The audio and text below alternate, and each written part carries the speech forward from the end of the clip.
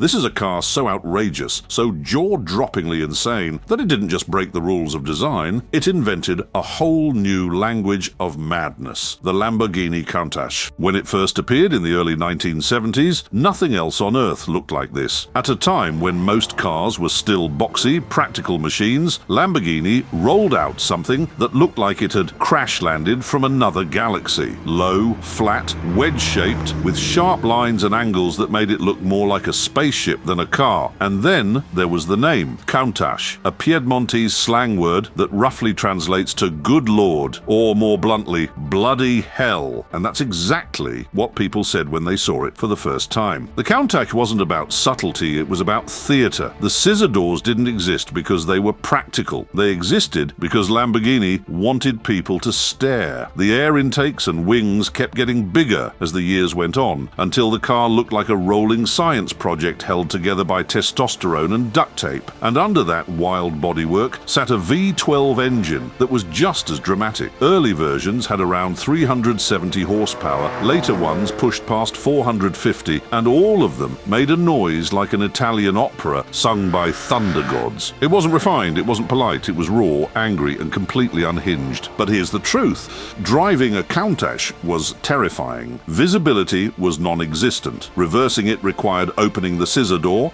sitting on the sill, and looking backwards over your shoulder like you were trying to dock a battleship. The clutch was heavy enough to give you a leg workout. The gearbox was brutal, and the cabin was so cramped you'd swear it had been designed for contortionists. Comfort? Forget it. This was a car that treated its driver with the same sympathy a hurricane gives a beach hut. And yet, none of that mattered, because on the road, in the flesh, the Countach had an effect no other car could match. It was impossible to ignore. Kids plastered it on their bedroom walls. It became the ultimate poster car, the machine that defined what a supercar was. If you said dream car in the 1980s, the Countach was the picture in people's heads. Even its flaws made it legendary. Overheating, impracticality, handling that wanted to kill you. All of it only added to the myth, because in the end, the Countach wasn't built to be sensible. It wasn't built to be easy. It was built to shock, to excite, to take your breath away and never give it back. And it worked. The Countach didn't just cement Lamborghini's reputation, it created the very idea of the supercar. Without it, there would be no Murcielago, no Aventador, no poster car culture at all.